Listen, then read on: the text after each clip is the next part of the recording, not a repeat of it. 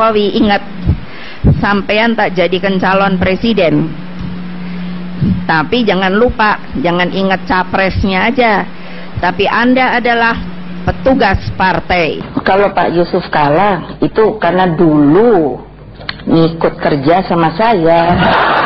Kerja saya bagus ya, Ya enggak dong. Jadi jangan sampai punya image, wah Jokowi bersih, Jokowi jujur, Jokowi ya, kalau saya katakan Jokowi munafik ya. Jokowi itu kurang cerdas ya dalam mengolah keuangan DKI ini. Dia kelihatan memang tidak mampu. Makanya mungkin karena dia tidak mampu, yang dikedepankan adalah pencitraan dirinya, gitu. Jadi ketika pencitraan dirinya ke publik, orang terhipnotis, tapi dia tidak mampu dalam mengolah keuangan. Seperti diketahui, temuan Badan Pemeriksaan Keuangan atas APBD DKI Jakarta 2013 menunjukkan ada 86 proyek yang ganjil, sehingga berpotensi merugikan daerah dengan nilai total 1,54 triliun rupiah. Adapun dinas yang terlibat diantaranya Dinas Pekerjaan Umum, Dinas Kesehatan, Dinas Pendidikan, dan Dinas Perhubungan. Sesuai undang-undang, yang bertanggung jawab terhadap temuan BPK dan yang bertanggung jawab atas buruknya pengelolaan keuangan DKI Jakarta adalah Gubernur DKI Jakarta, Joko Widodo. Di dalam struktur Undang-Undang 32 tahun 2004 otonomi daerah, itu yang namanya wakil kepala daerah itu nggak punya wewenang, hanya ada tugas dan kewajiban. Itu banyak orang nggak ngerti. Nah, kalau saya nggak punya wewenang, bagaimana bisa tuduh saya? Betul tadi logika. Jadi gimana? Orang dalam Undang-Undang 32 jelas kok nggak ada wewenang. Kalau nggak ada wewenang, bagaimana dia bisa tuduh saya? Lagi Pak, wewenang juga ada gubernur memberikan kuasa penggunaan anggaran kepada SKPD. Kalau sampai dianggap yang memiliki kuasa ini salah, yang salah siapa? Gubernur dong. Jokowi itu biarlah dulu dia fokus sebagai gubernur DKI. Jangan tiba-tiba dicampur aduk. Nanti negeri ini tidak punya nilai. Nanti ini kacau negeri ini. Tapi jangan tiba-tiba karena dia terkena Jakarta tiba-tiba dicalonkan presiden, bisa hancur negeri ini, bisa masalah negeri ini. Sekarang aja itu saya di mana-mana dengar rakyat itu marah gara-gara BBM dinaikkan oleh Yusuf Kala. Politik.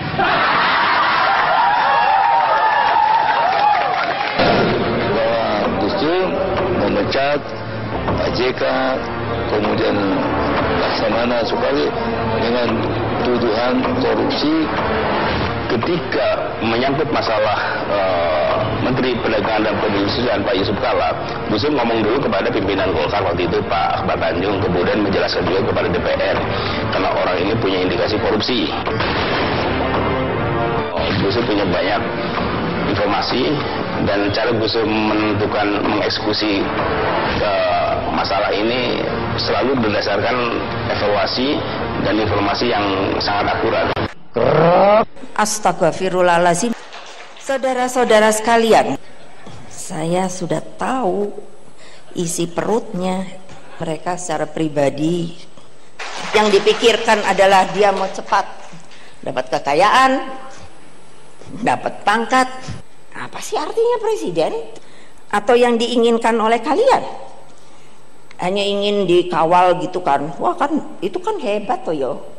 Semua fasilitas negara loh. Makanya aneh loh. Kalau ada orang korupsi itu ketika dia menjadi seorang pejabat negara, karena paling tidak punya fasilitas negara loh. Tapi kalau yang lupa itu sebuah kenikmatan yang tidak ingin ditinggalkan. Nah itulah akhirnya pikirannya tidak kepada rakyatnya dalam arti hakiki sebenarnya, tetapi hanya bagi dirinya. Bagaimana caranya kekuasaan itu ada berada di tangan dia. Coba, Masya Allah, Jokowi ini si kerempeng. Yang saya bilang boneka. Yang namanya Joko Widodo dengan Pak Yusuf Kala, apa yang kamu bisa? Apa yang kamu sumbangkan pada negaramu? Nothing. Rakyat itu pintar, rakyat itu punya hati. Perlu kita selalu sadar, perlu uang, betul, perlu. Tapi bukan kelewatan, bukan karena hasil korupsi, bukan karena kita mencarinya dengan tidak halal. Untuk apa kita menjadi umat beragama kalau hal-hal seperti itu masih kita lakukan? Nah, mudah-mudahan rakyat mendengar. Yang sebelah sono itu kan juga ganteng, pinter. Kalian mungkin tidak percaya ya? Kalau tidak percaya, kalian dengarkan apa yang dikatakan seorang kiai. Kalau orang yang paling ikhlas kepada rakyat Indonesia itu Prabowo. Berbicara apa yang ada di pikiran dan di sini dengan satu kata dan satu perbuatan, saya pastikan untuk memilih nomor satu.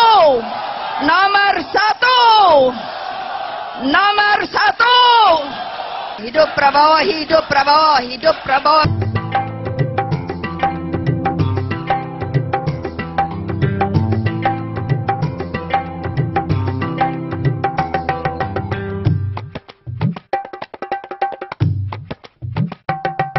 Sudah saatnya untuk kita bangkit. Terpuruk tak boleh terlalu lama. Jangan ulang kesalahan, belajar dari pengalaman. Oh ya, oh ya. Kita butuh pemimpin yang kuat. Kita butuh pemimpin yang tegas, yang bisa bawa bangsa ini menjadi bangsa nomor satu. Sekarang atau tidak sama sekali. Sekarang atau tidak sama sekali. Inilah satu-satunya kesempatan kita untuk jadi bangsa yang besar dan ditakuti, bangsa yang disegani, dihormati. Saya Prabowo Subianto. Kita harus memiliki pemerintah yang bersih, yang kuat.